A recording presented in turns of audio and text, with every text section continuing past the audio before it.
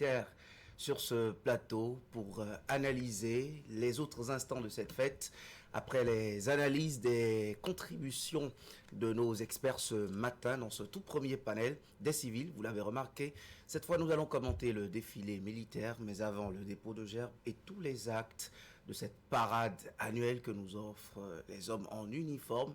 Logique Kaba et moi sommes avec trois invités en plateau. La femme du plateau de ce matin, Raïssa Kakpo, elle est capitaine, elle nous vient de l'armée de terre. Bonjour, capitaine Akabo. Bonjour, monsieur Cliquant. Bonjour, monsieur Gaba. Bonjour, bonne fête à vous. Merci. Je suis le capitaine Raïssa Akapo de l'armée de terre. C'est un immense honneur pour moi d'être sur le plateau en ce jour spécial pour notre nation. Et je saisis cette occasion pour souhaiter une très belle célébration à nos compatriotes résidant au Bénin et à l'extérieur. Très bonne fête de l'indépendance à vous aussi, capitaine Kakpo. Juste à côté de vous, c'est le conservateur adjoint de première classe, Thomas Wensou, qui nous vient des eaux-forêts et chasses. Bonjour, mon conservateur. Bonjour, monsieur Clécan. Bonjour, monsieur Gaba. Bonjour. Très bonne fête à vous. Merci. Ok, depuis 66 ans déjà, le peuple béninois a pris l'habitude de commémorer la cession de notre pays à la souveraineté internationale.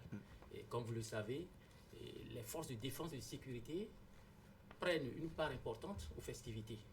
Et dans quelques instants, vous allez voir encore de telles belles parades qui resteront mémorables. C'est sur ça que je souhaite une très belle célébration à tous ceux qui nous suivent sur ce plateau. Et on vous dit aussi très bonne fête à vous aussi, conservateur Wensou.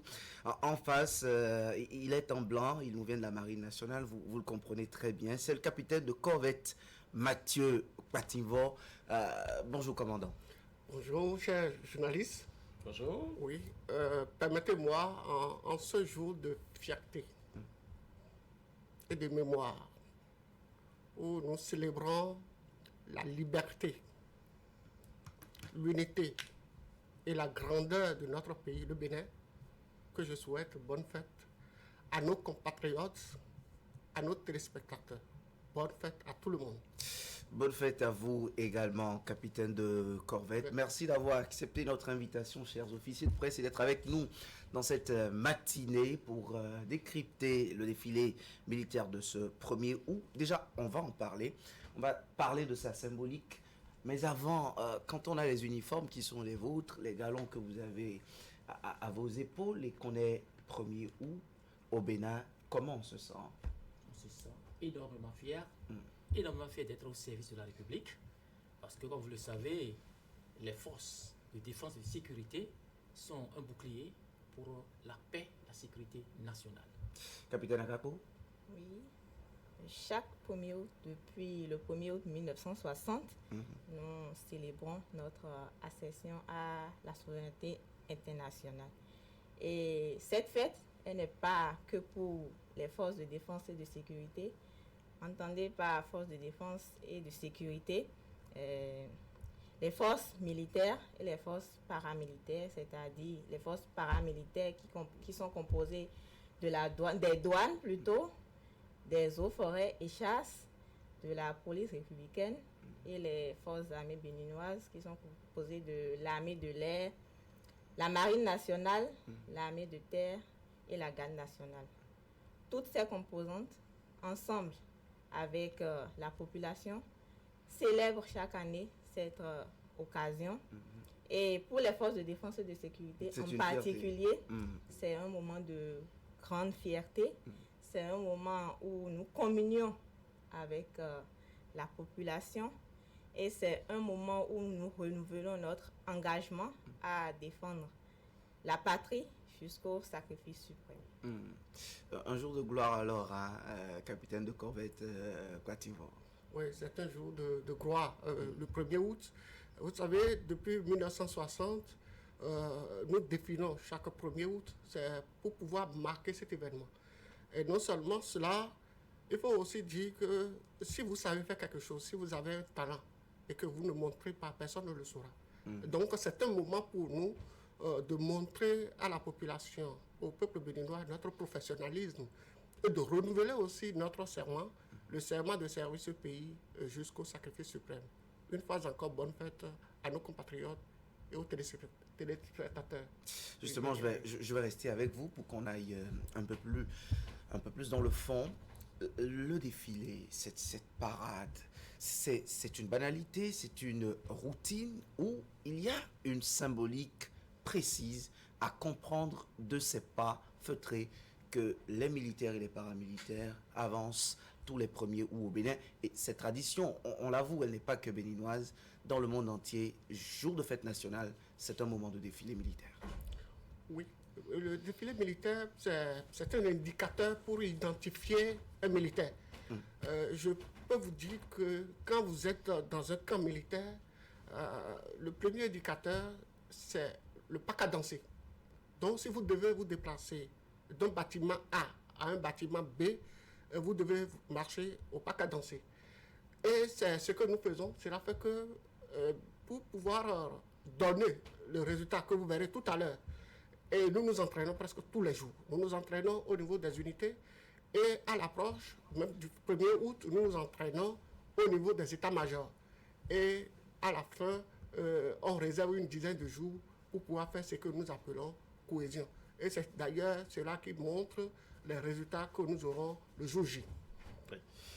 Dites-moi, conservateur adjoint de première classe, on sait que très souvent il y a de très belles démonstrations, souvent ce sont des moments de grande émotion, des moments aussi qui permettent à nos jeunes enfants devant les postes téléviseurs d'avoir envie de devenir subitement, de faire partie des forces de défense et de sécurité. Dites-nous, que représente cette démonstration de force que nous avons souvent le 1er août? Je vous remercie, M. Gaba.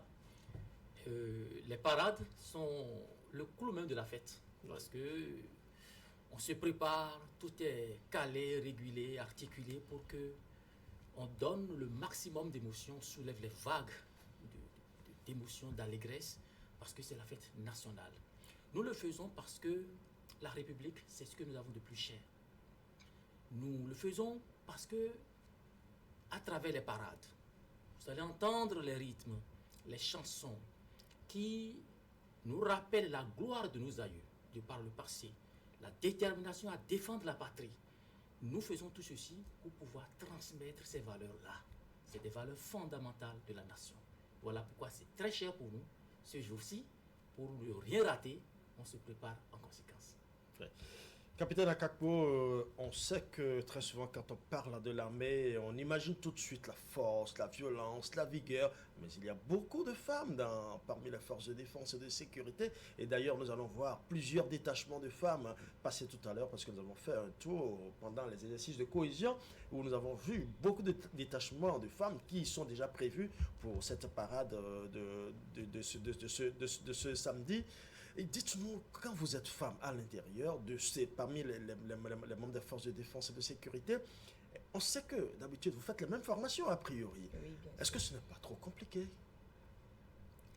Permettez-moi, avant de répondre à la question, de revenir sur les premières femmes qui ont été recrutées dans les forces armées béninoises. Je vous en prie, allez-y. Rappelons que les premières ont été recrutées au cours de l'année 1974. 1974. Oui, elles étaient au nombre de 4 sur une promotion d'environ 100. Wow. Donc, si on fait le calcul, ça donne un pourcentage d'environ 4%. Au fil des années, le chiffre a augmenté et à ce jour, nous sommes à environ 11% de personnel féminin dans les forces. Plus du double. Plus du double. Tout cela pour dire que de nos jours, les forces de défense et de sécurité ne sont plus réservées uniquement pour les hommes. Il y a de plus en plus de femmes qui exercent les mêmes professions, les mêmes... chez nous, on parle des armes, qui travaillent dans les mêmes armes telles que l'infanterie, la santé, la logistique, aux côtés des hommes. Et c'est toujours une fierté pour nous de pouvoir contribuer à la défense de notre patrie en tant que femme. Je rappelle aux amis téléspectateurs que tout à l'heure, nous allons vivre en direct le dépôt de gerbes dans le jardin de Mathieu au niveau du monument des dévoués. Donc nous avons un envoyé spécial qui est sur le terrain certainement, qui nous fera le point en direct. Vous aurez également les images aussi, donc ne vous inquiétez surtout pas, nous allons ensemble vivre le défilé de bout en bout et chaque partie de ce défilé sera décortiquée sur ce plateau comme vous le voyez. Ils sont tous là pour nous faire. Et d'ailleurs je vais demander au capitaine de corvette Patimvo, qu'est-ce que les forces armées de défense et de sécurité nous réservent de beau pour la parade de ce samedi, de ce 1er août? Vous l'avez bien dit, c'est un jour de fierté. Oui, c'est un jour de fierté. Et je voudrais dire que pour la démonstration de tout à l'heure, nous avons une troupe qui nous vient directement du Nigeria, qui montre le dynamisme d'une coopération régionale et internationale. Et c'est eux qui vont commencer d'abord le défilé et par la suite, il y aura des troupes et il y aura 36 pelotons. Les 36 pelotons qui viennent de la douane, eaux, forêts et chasse, de la police républicaine, de l'armée de terre, de la garde nationale, de l'armée de l'air et de la marine nationale. Et aussi, évidemment, les écoles. Je veux parler du Britannique militaire de Bembereke, lycée militaire des jeunes filles, et aussi l'école des sous-officiers et l'école des officiers. Donc, de façon ramassée, voilà les troupes qui vont défiler. Et en plus de cela, il y aura un défilé motorisé.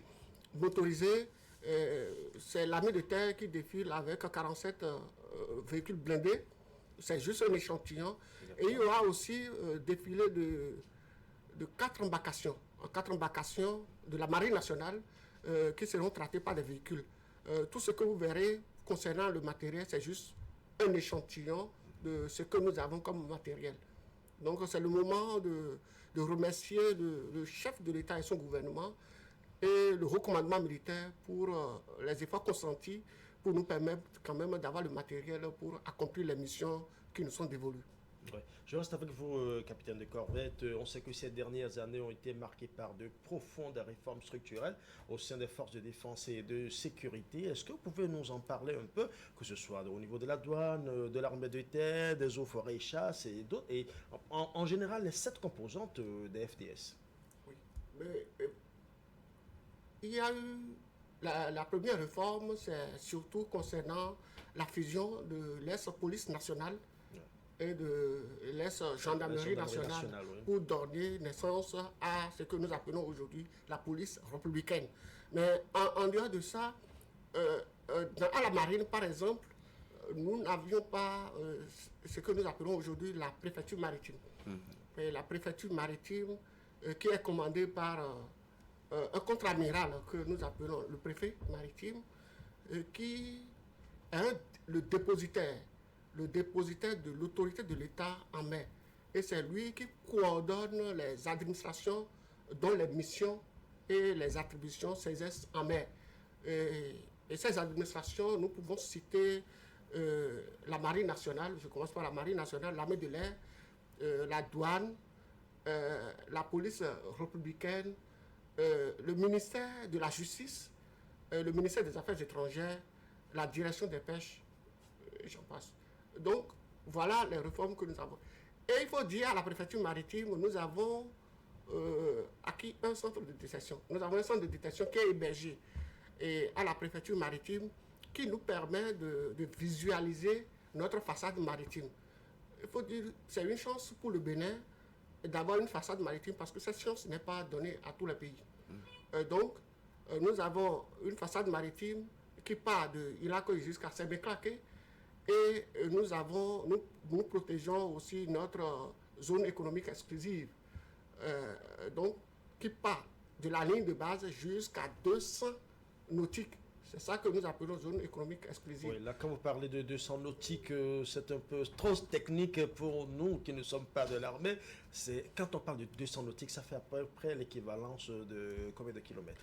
Il faut dire nautique, c'est l'unité de mesure de la marine. D'accord. Nous utilisons nautique pour parler de distance et nous utilisons nœud pour parler de vitesse. D'accord. Donc, quand on dit nautique, un nautique, c'est 1,852 km.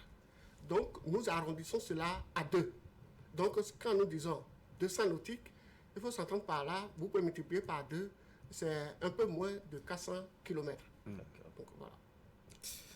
On va justement poursuivre ces échanges. Ulrich Kaba, vous l'avez vu, on a vu les premières images du boulevard de la Marina.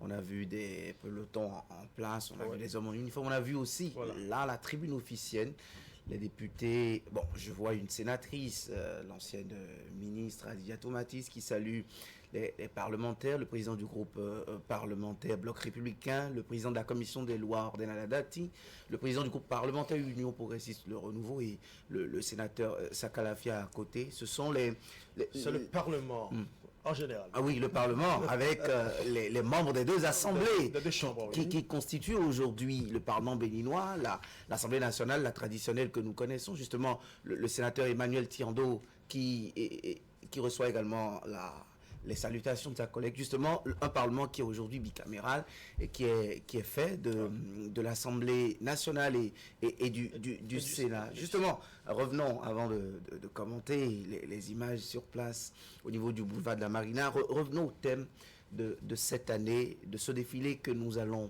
voir tout à l'heure, les forces de défense et de sécurité ensemble avec le peuple en marche vers la prospérité. Ma question, je la fais aux conservateurs. Ces dernières années, on a eu droit à des thèmes qui collaient souvent à la sécurité. Est-ce que cela veut dire que la menace terroriste est aujourd'hui derrière nous et on va prospérer finalement? On ira davantage de l'avant, une menace rangée dans le passé. C'est ce que traduit ce thème ou que devons-nous y comprendre? Le thème, les forces de défense et de sécurité, ensemble avec le peuple, en marche vers la prospérité. Cela ne veut nullement dire que la menace sécuritaire est rangée dans le passé. Mais ça veut dire que nous n'allons pas laisser les problèmes nous noyer.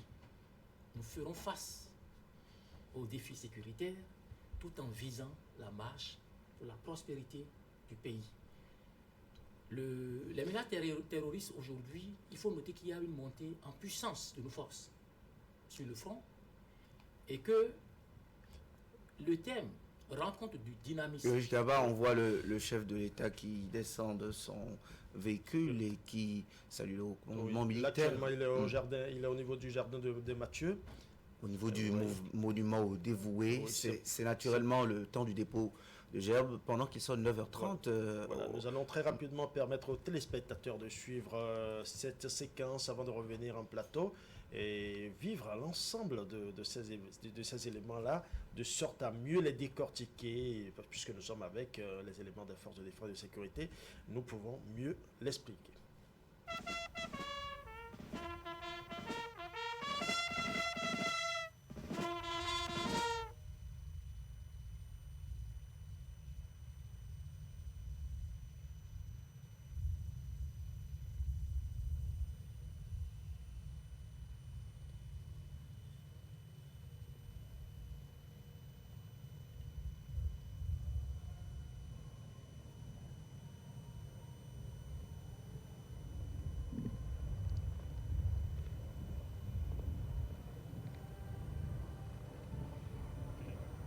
Après le dépôt de gerbes, le chef de l'État, après avoir déposé avec délicatesse la gerbe, eh bien, va laisser sonner la sonnerie au mort qui s'apprête à retentir.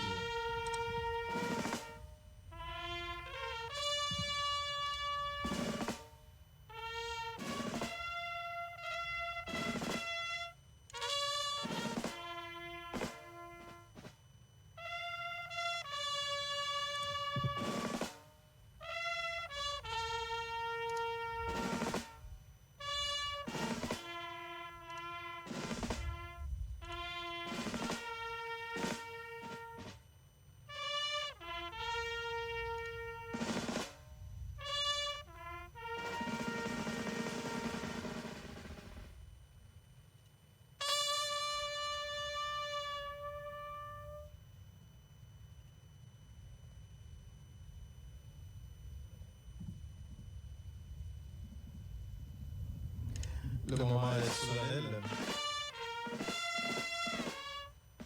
Le chef de l'État, au nom de toute tout le peuple, de toute la nation, vient de saluer la mémoire des dévoués qui, sur différents fronts, militaires ou civils, se sont dévoués pour la nation. On a vu particulièrement aujourd'hui, jour de grands parents militaires, on a vu à travers le reportage le témoignage de l'officier reçu par Rodrigo Agüeto au pied du monument aux dévoués. On a reçu les témoignages de l'assistance, de la reconnaissance de l'État, des membres de la nation tout entière, à ses filles et fils qui tombent sur le champ d'honneur. C'est un signe d'une nation qui ne laisse pas tomber ses fils et filles les plus méritants. Après cet acte inaugural du grand cérémonial du 1er août, le chef de l'État va rejoindre le commandant de car, au pied duquel on a retrouvé il y a un peu plus tôt, Victorine Bandé qui nous a campé la solennité du lieu et de la parade qui va être inaugurée par la revue des troupes de l'officier le chef de l'État cette année-ci, avec la nouveauté que vous connaissez, vous savez désormais, eh bien, dans le commandant de car, pour l'accompagner dans la revue des troupes, la première femme aide de camp qui va l'accompagner, la capitaine Elvire Toupé. Et pendant que le chef d'État, son cortège s'achemine vers le commandant de car, je vais permettre à Pascaline Cora de faire vivre ce moment à nos téléspectateurs, à nos citoyens en bâton. Voilà, merci à Ozia Soumourou qui nous a un peu expliqué tout ce qui se passe de l'autre côté du jardin de Mathieu et aussi sur le plateau. Nous avons des officiers de la presse qui pourront mieux l'expliquer. C'est vrai que nous avons vu ce geste-là en entendant de revoir le chef de l'État dans le commandement de car. Dites-nous quelle est l'importance ou du moins la symbolique du dépôt de gerbe conservateur. Oui, comme vous le disiez déjà, c'est beaucoup de symboles aujourd'hui. Et par l'acte posé par le chef de l'État, c'est un acte collectif. Nous faisons tous le recueillement par lui, à travers lui, aux dévoués et ceux qui se dévouent encore pour la nation, particulièrement ceux qui sont morts pour la patrie. C'est le symbolique du dépôt de gerbe. Avec la partition musicale que vous venez d'écouter. La sonnerie aux morts. La sonnerie aux morts, c'est une tradition qui nous vient direct des États-Unis à l'époque de la guerre de sécession. D'accord. L'histoire veut que un père, voulant honorer la mémoire de son fils tombé sur les champs d'honneur, ait reçu une autorisation pour jouer de la flûte. Cette tradition est restée. Et c'est ça qui remonte jusqu'à nous aujourd'hui pour honorer nos braves citoyens tombés sur les champs d'honneur. Nous avons également vu très rapidement les éléments de la garde d'honneur qui ont justement balisé le terrain et c'est surtout leur accoutrement, leur style vestimentaire qui a attiré l'attention. C'est un style assez particulier et nous l'avons remarqué depuis quelques cérémonies que ça a véritablement changé. Dites-nous, commandant, comment est-ce que vous trouvez cette tenue et parlez-nous un peu de cette tenue-là de la garde d'honneur. Et beaucoup de personnes ne connaissent pas véritablement le rôle de la garde d'honneur. Oui, il faut dire que depuis un certain temps, nous faisons des choses qui nous ressemblent. Donc, des choses qui nous ressemblent. Les choses qui nous ressemblent. D'accord. Puisqu'il y avait des traditions. Mais nous avons commencé par laisser ces traditions, les transformer pour transiter vers des traditions qui nous ressemblent.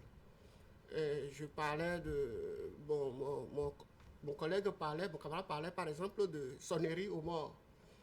Et tout à l'heure, vous allez entendre aussi l'histoire d'un certain nombre de coups de canon.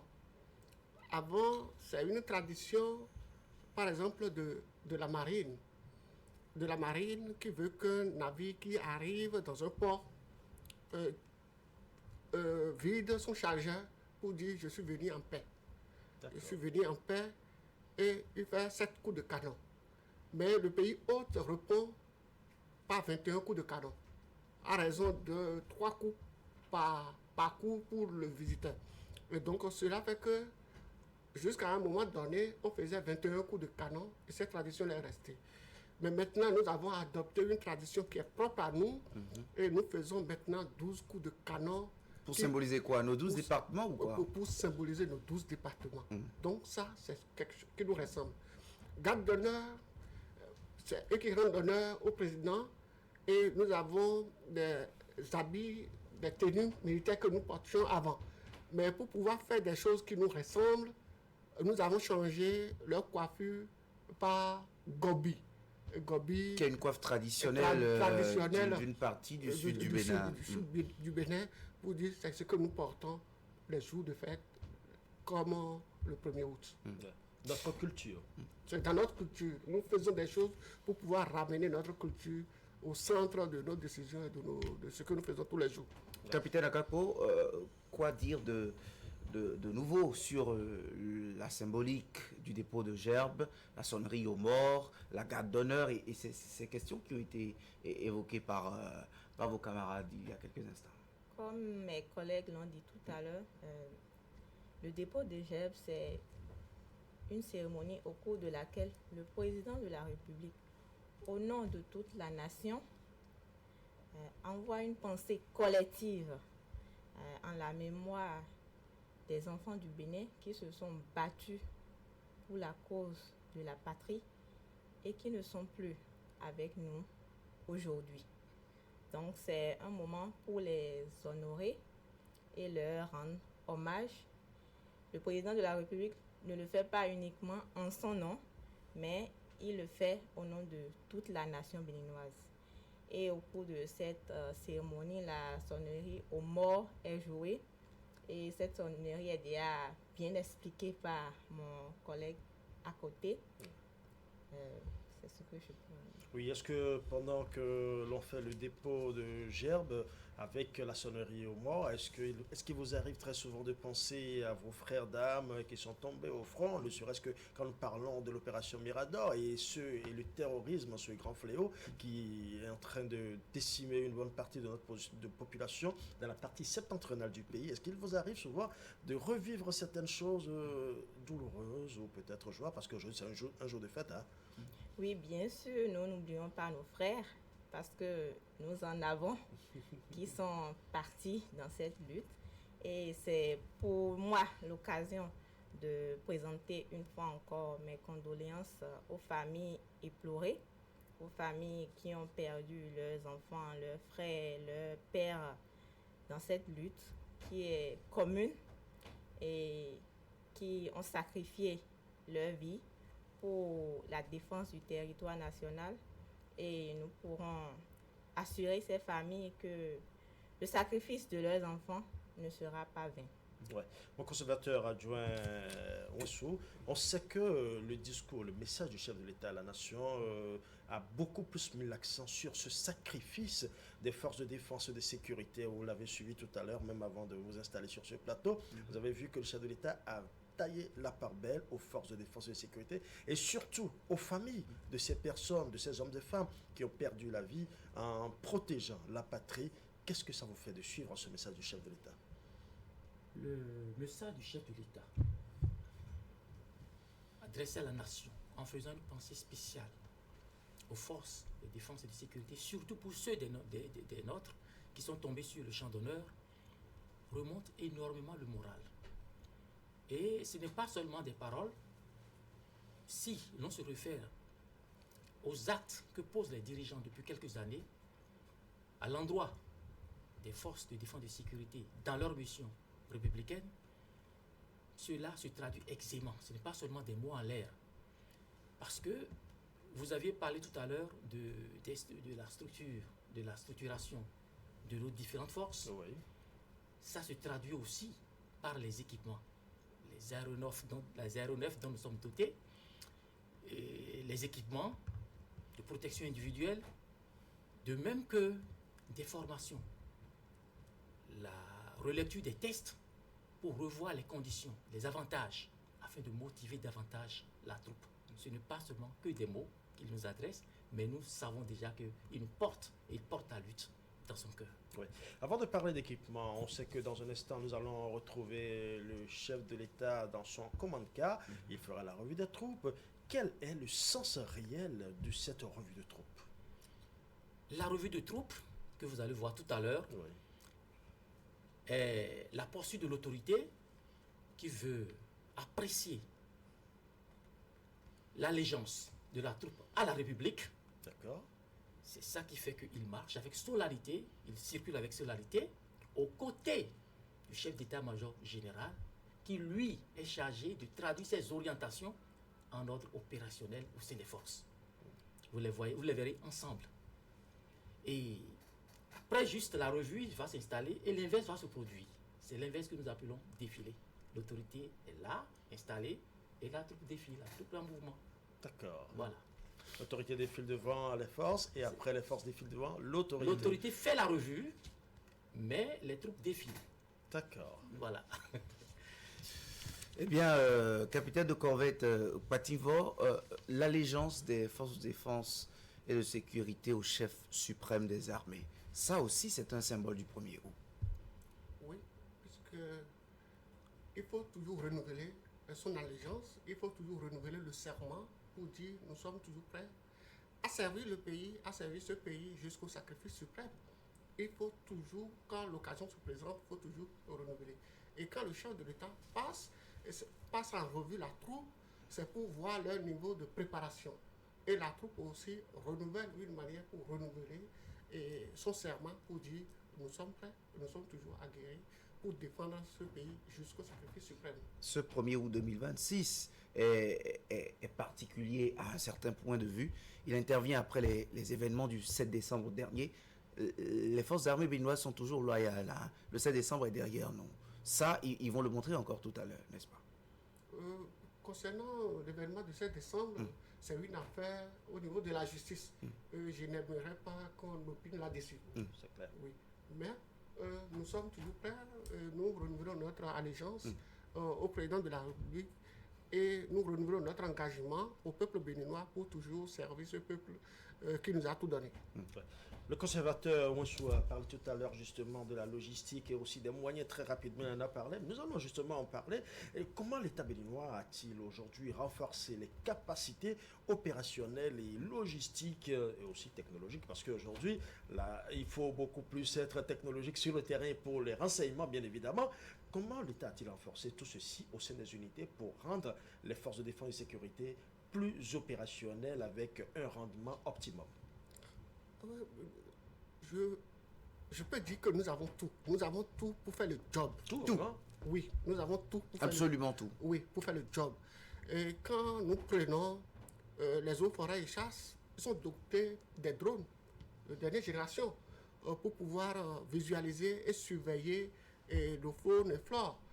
Et quand vous allez du côté de la douane et la police républicaine, ils sont dotés des hélicoptères type Autogie qui leur permet de faire la surveillance du territoire et de lutter contre la fraude. Et quand vous venez au niveau de la marine, je parlais tantôt de centre de détection et qui nous permet de surveiller notre façade maritime.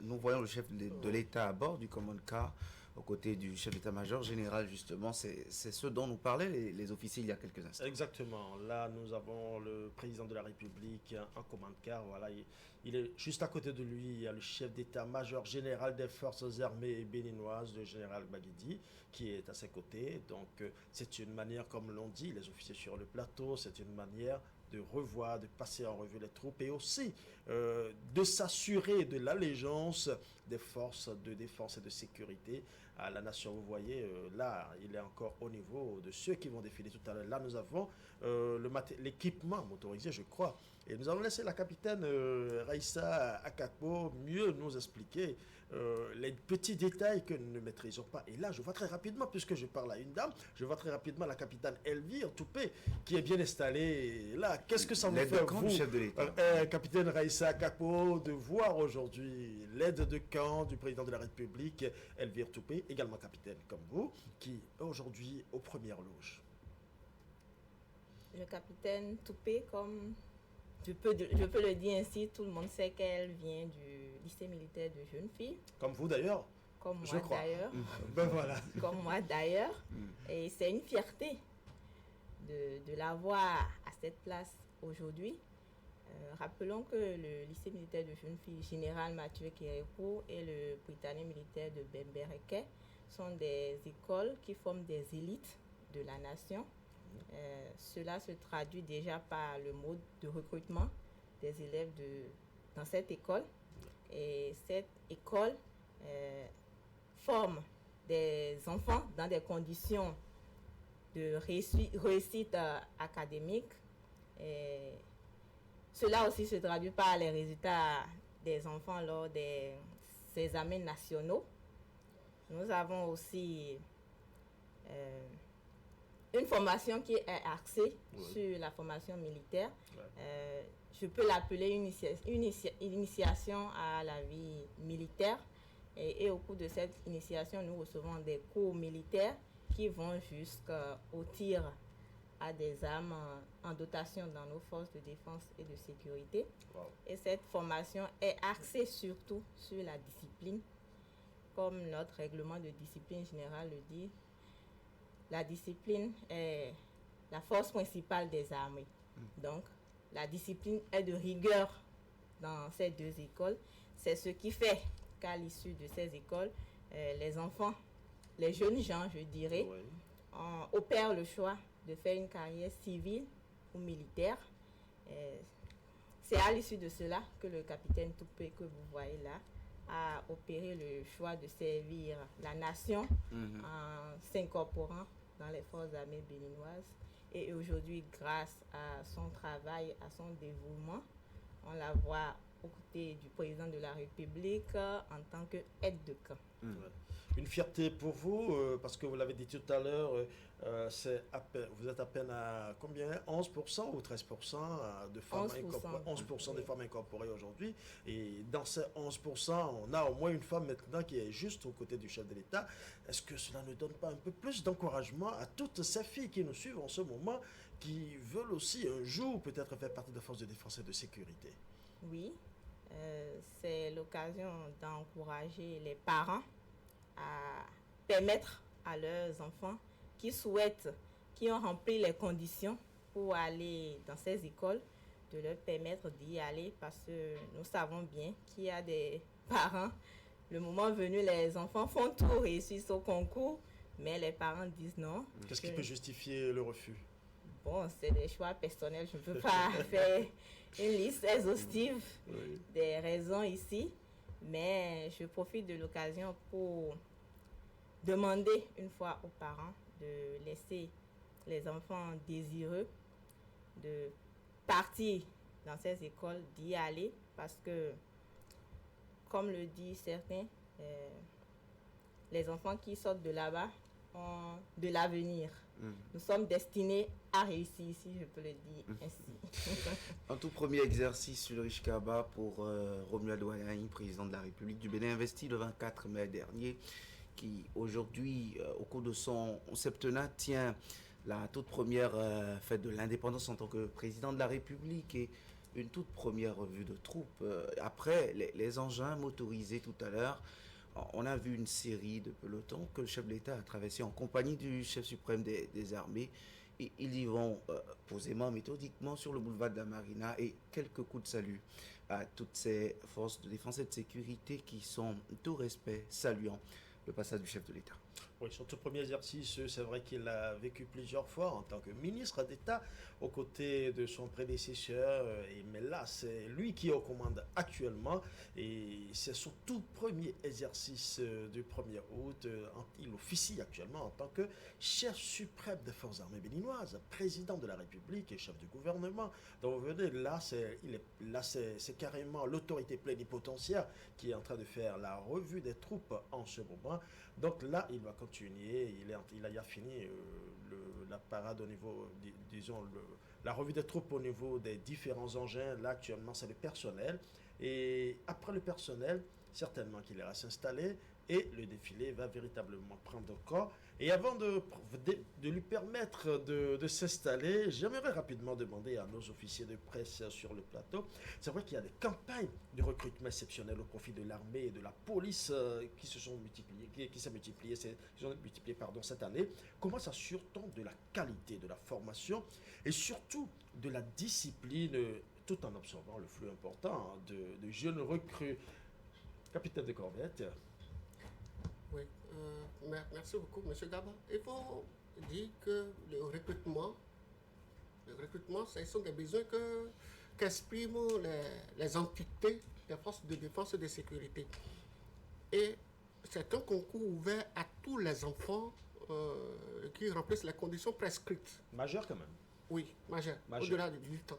D'accord. Il faut avoir 18 ans révolus.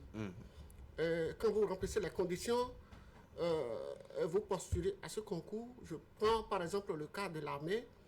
Et après le recrutement, ils sont soumis à ce que nous appelons la formation commune de base. Et ce n'est qu'après la formation commune de base qu'on les répartisse dans les armées. Pour la police, eaux et forêts et chasse et la douane, c'est pareil.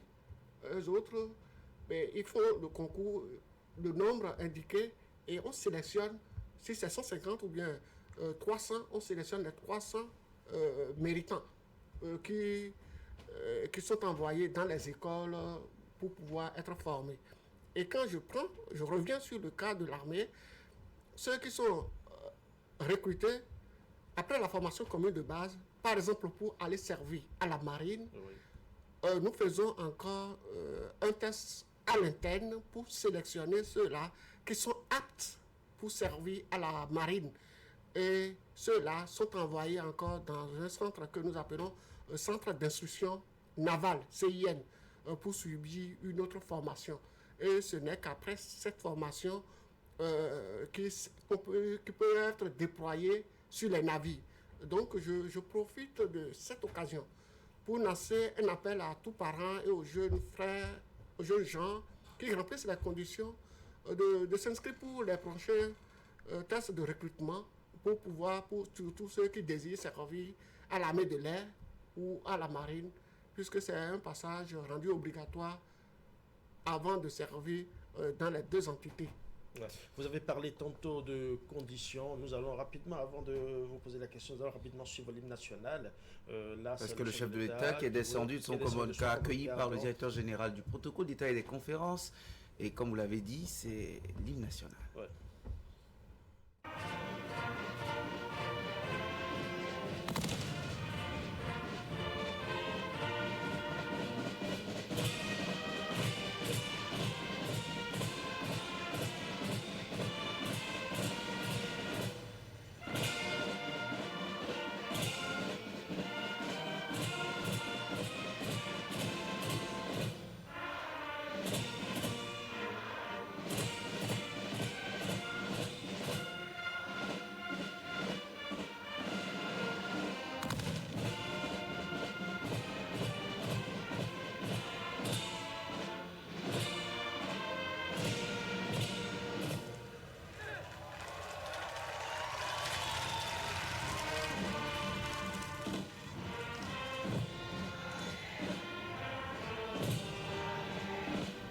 L'enthousiasme débordant, citoyen, qui s'exalte ici, sur le boulevard de la Marina, au passage du chef de l'État, Robert Bouanaï, qui prend ici les marques du chef suprême des armées, longtemps et puissamment applaudi sur son passage, notamment il y a quelques instants quand il officiait le passage en revue des troupes.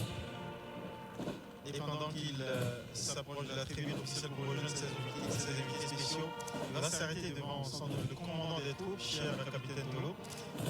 Et qui est-il? Là, il s'agit des membres du haut commandement militaire d'abord.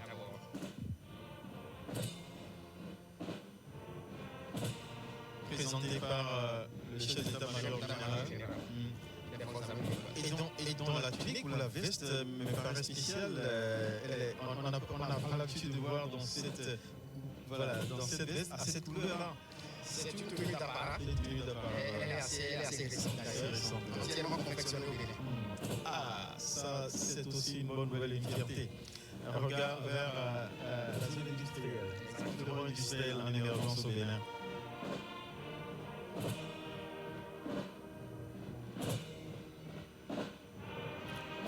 Fleuron industriel qui peut fabriquer des tenues d'apparat d'aussi belle facture comme on le voit, très majestueuse. fleuron industriel que le président voit l'émergence aux côtés de Patrice Guillaume Atanas Talon qui lui a passé le témoin. Et pendant que résonnent les coups de canon, 12 en tout, 12 symbolisant Symbolisant les 12 départements